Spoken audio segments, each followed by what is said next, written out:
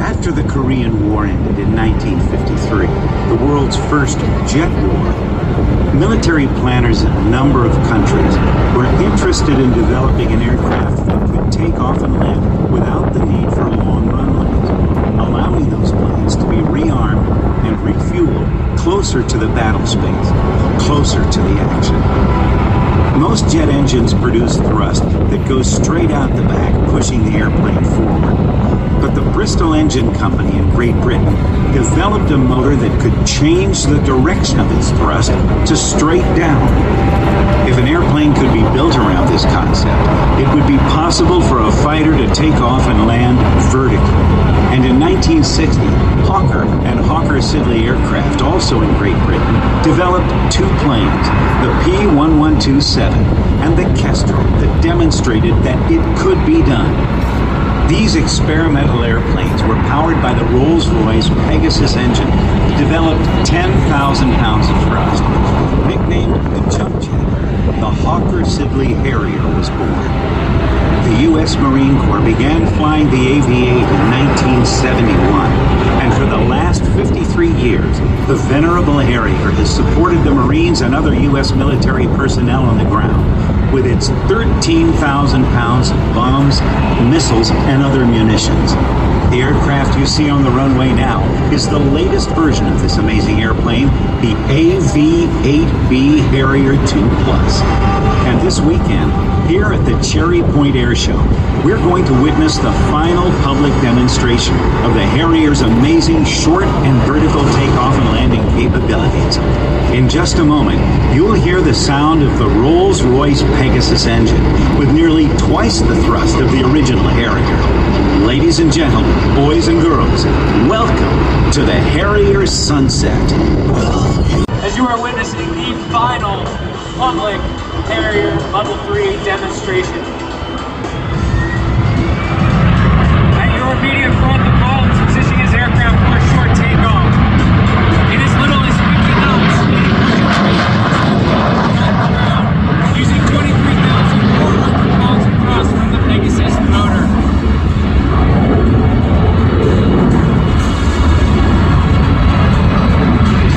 The Harrier 2 Plus is capable of carrying every type of conventional ordnance available in the Navy and Marine Corps inventory, including unguided, guided, and munitions, air-to-air missiles, and let's not forget about its 25mm gun. Today's flight demonstration is performed by Lieutenant Colonel Paul Possum Truog, who has been flying the Harrier since 2010 and has over 2,000 Harriers hours and multiple combat deployments.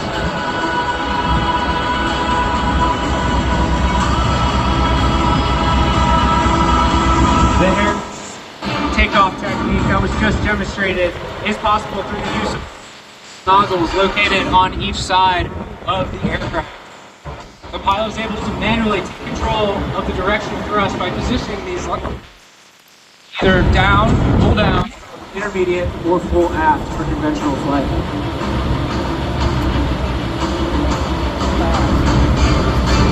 Coming up from behind the crowd right now, Lieutenant Colonel Truog will be performing a high-speed pass capable of accelerating of up to close to 600 knots.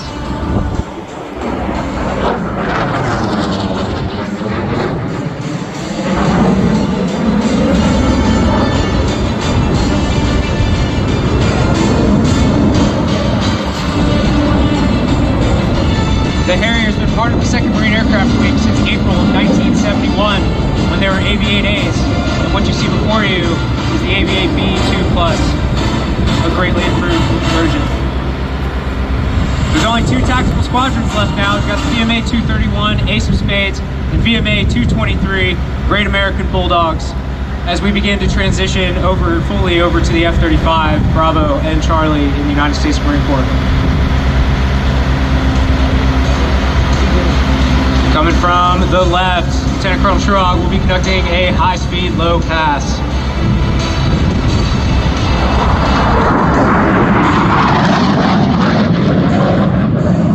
All possible through that Rolls-Royce motor. And I don't know about you, that's probably the only Rolls-Royce I'll ever drive.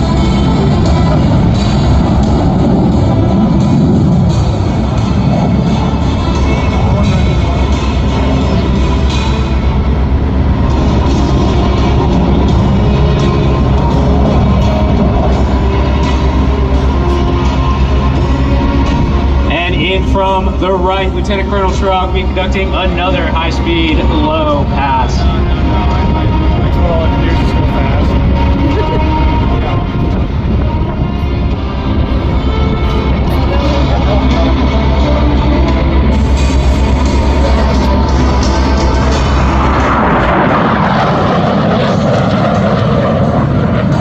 Yeah, she's not that quiet. Fun fact about VMA 231, it was the very first Marine Aviation Squadron formed in 1919. And so it only makes sense that that VMA 231 conducts the last Harrier demo.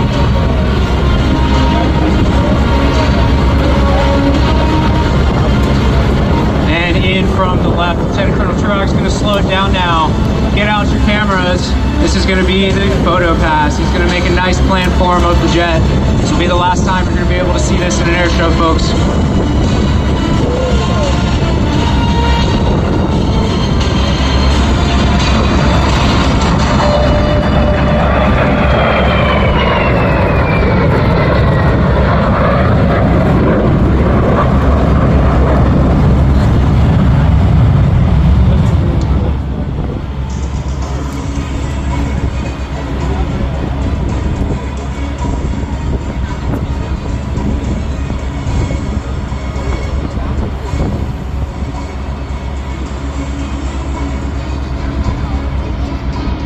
Lieutenant Colonel Schurog, which I didn't mention is the commanding officer of VMA 231.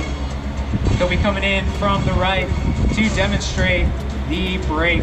During this maneuver, the pilot will decelerate from 500 knots to 0 knots, utilizing a high G maneuver and the movable thrust nozzles. These movable nozzles can be directed aft for conventional flight, intermediate for short takeoff and short landing, and down for vertical flight.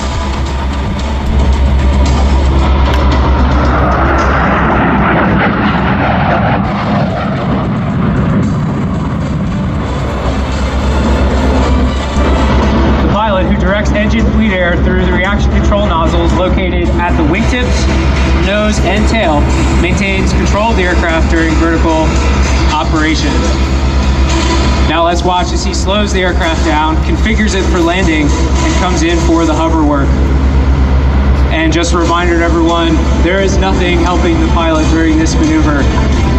We run off hides, hydraulic systems, and mechanical linkage. So this is truly one of the last stick and rudder tactical jets in the DoD inventory.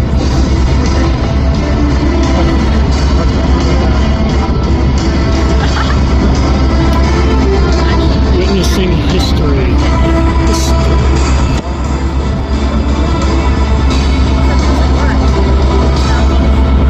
The AV-8B is capable of operating from remote sites in close proximity to friendly forces or on carriers and other smaller ships where only a minimum amount of landing space is available.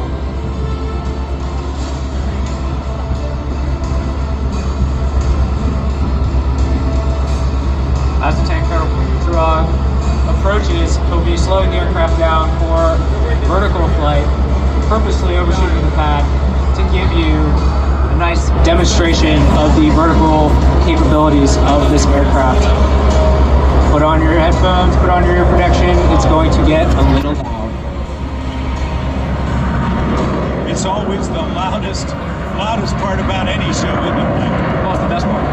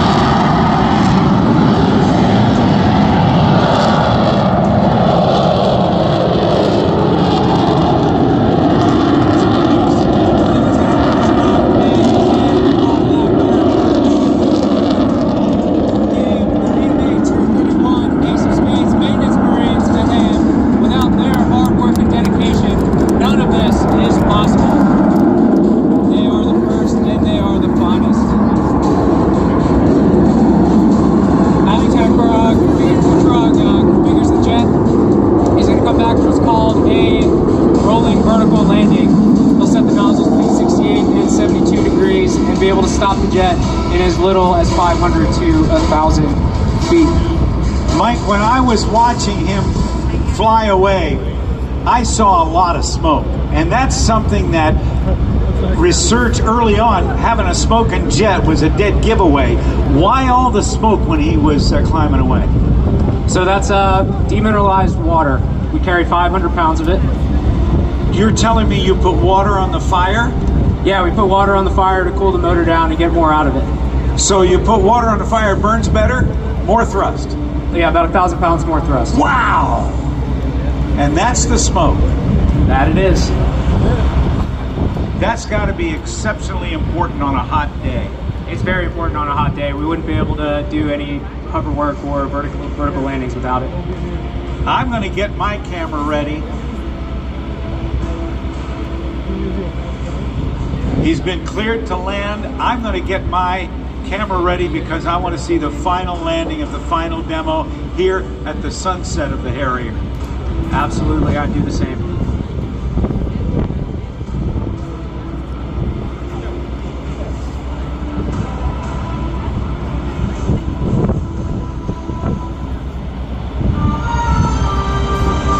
In a rolling vertical landing, the pilot sets about a 5-degree glide slope, a little bit more than the typical 3 degrees, and that's to reduce airspeed and to reduce the landing rollout,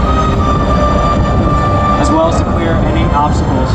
These jets were designed to land on highways, get rearmed, get refueled, and go back out to the fight.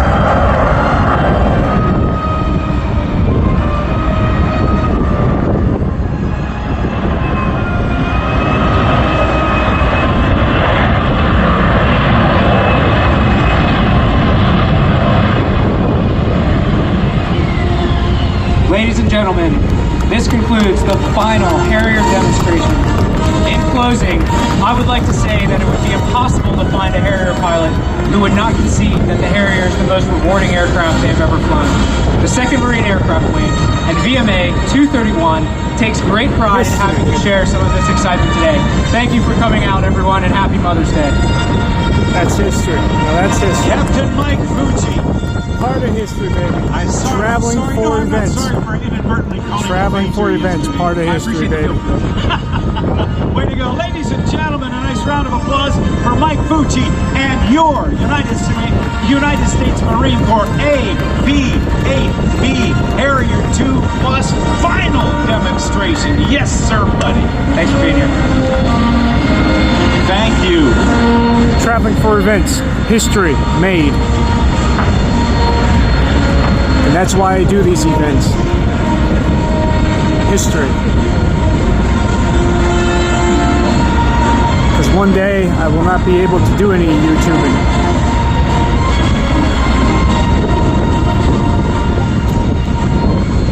Or TikToking, or Twittering, or whatever it may be. Facing, high facing, my spacing, gray spacing, I don't even know.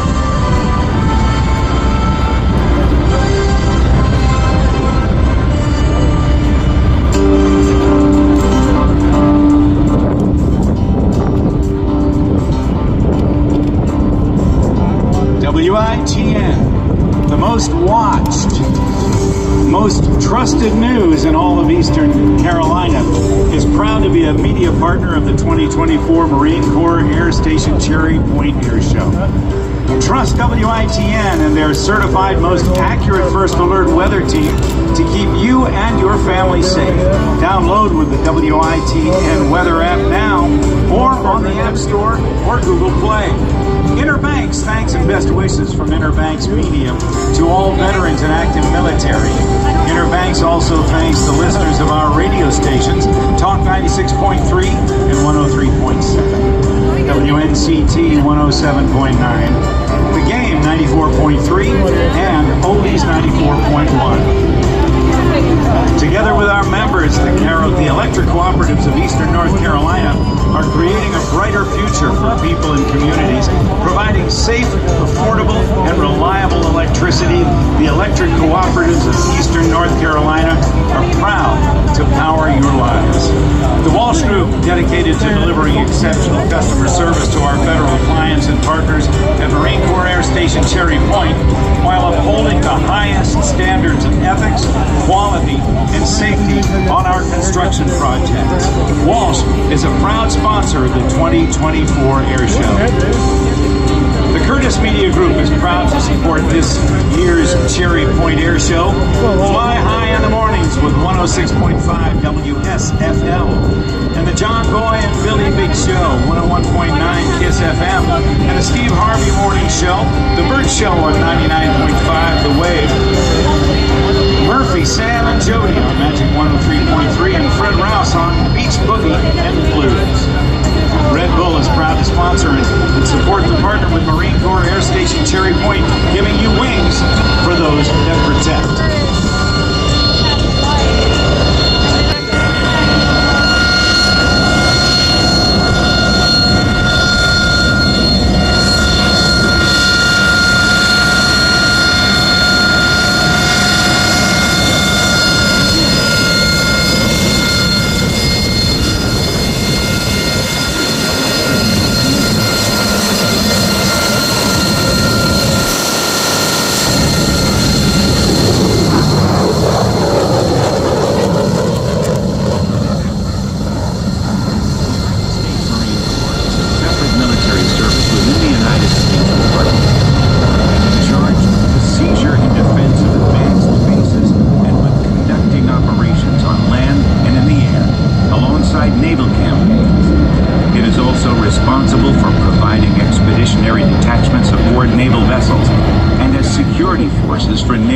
Installations and U.S. diplomatic missions in foreign countries.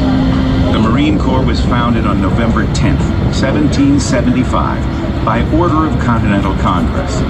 On that day, 2 battalions of Marines were raised for service as landing forces within the naval fleet.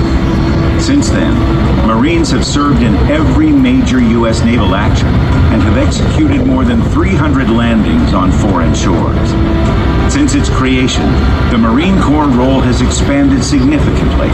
This includes a unique mission statement that it alone shall at any time be liable to do duty in the forts and garrisons of the United States, on the seacoast, or any other duty on shore as directed by the President.